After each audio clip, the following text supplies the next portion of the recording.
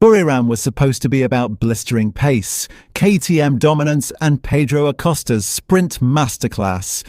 Instead, the first day of action at the MotoGP Thai Grand Prix has spiraled into frustration, tension and fresh controversy, with Fabio Quartararo openly questioning the narrative around Marc Marquez's penalty after his clash with Pedro Acosta. And make no mistake, this is not just about one sprint race result. It is about a Yamaha camp under pressure, a former world champion running out of patience, and a paddock that could erupt before the weekend is over. The mood inside the Yamaha garage was described as far from positive by those close to the team after a bruising opening day at the Thai Grand Prix. The sprint race, ultimately won by Acosta's KTM, exposed Yamaha's ongoing structural weaknesses in brutal fashion. Quartararo crossed the line in 16th. Outside the points, outside the fight, and frankly outside the competitive window he once dominated as world champion. From the very start, things unravelled. Here, I struggled massively at the start. In the Valencia and Sepang tests, everything was smooth, but not on this track. Today at turn 1, I was last, and once you drop back like that, it's incredibly difficult for us to overtake. The contrast is stark. During winter testing, Yamaha showed flashes of technical refinement. At Valencia and Sepang, the package appeared balanced, at least in isolation. But Buriram has exposed a familiar flaw. When trapped in traffic, the M1 simply cannot impose itself. Even Quartararo acknowledged the painful reality. When I'm in a group, I suffer more. On corner entry, I can make a difference, but in free practice, you ride alone and can approach it differently. When someone is in front of you, it's a different situation. I just can't ride the way I want. That sentence says everything. Yamaha's problem is no longer just about outright pace. It is about race dynamics. In clean air there is rhythm. In battle there is compromise. Perhaps the most concerning remark came when Quartararo was asked about potential improvements for Sunday's Grand Prix. Everything is clear. We've been here 4 days and the feeling is the same. I don't think we can do anything for tomorrow.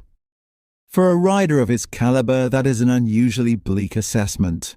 There is no talk of small gains, no hint of overnight magic, just resignation. In a championship where Ducati's depth remains formidable and KTM's upward curve is accelerating, Yamaha cannot afford weekends of damage limitation, yet that appears to be exactly where they are. Then came the question that truly ignited discussion. The controversial clash between Marc Marquez and Pedro Acosta resulted in a penalty for the Ducati rider, ultimately costing him a shot at victory.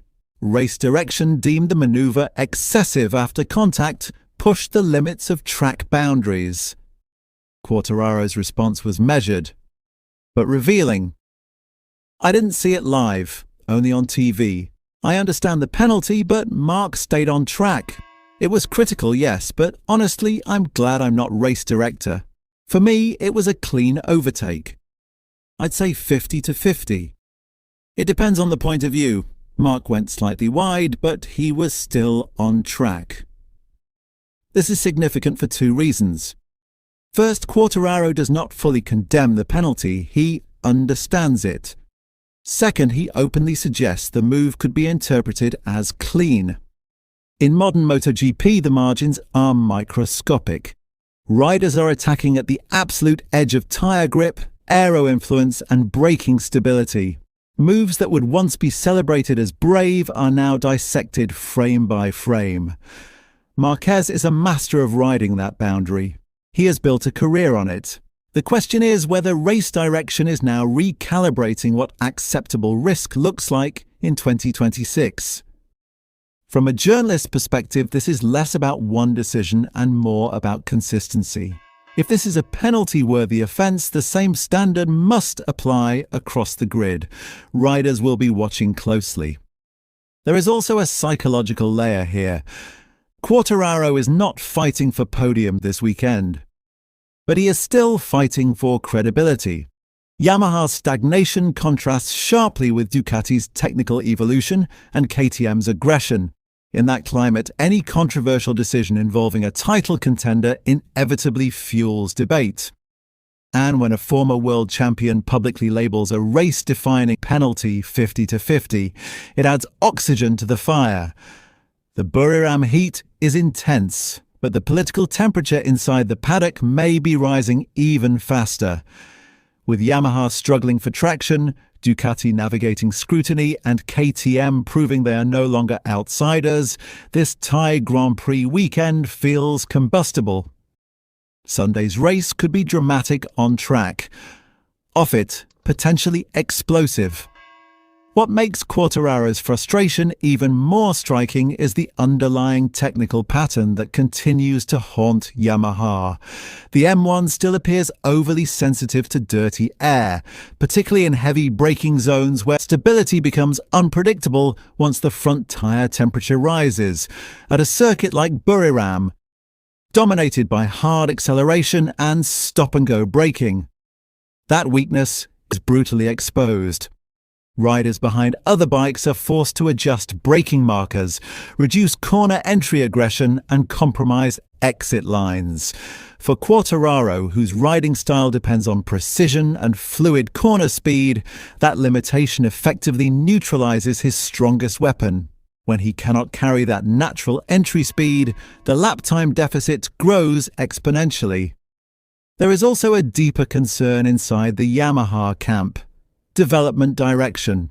While Ducati and KTM continue refining aerodynamics and ride height systems, Yamaha's progress appears incremental rather than transformative. In a championship where innovation cycles are relentless, standing still is equivalent to moving backwards. Meanwhile, the Marquez-Acosta incident adds another strategic dimension to the title fight. If race direction is tightening interpretation around track limits and aggressive overtakes, riders may need to recalibrate their risk threshold. For someone like Marquez, whose instinct is to attack decisively, that adjustment could subtly influence future battles. Acosta's composure under pressure in that sprint win further underlines KTM's growing authority. He did not merely inherit victory, he capitalized on chaos with maturity beyond his years. That sends a powerful message. The new generation is not waiting politely for opportunities. They are seizing them. From a championship standpoint, consistency will now become critical. If penalties begin shaping outcomes as much as raw pace, teams will demand clarity. Riders operate at 350 kilometers per hour with split-second judgment calls.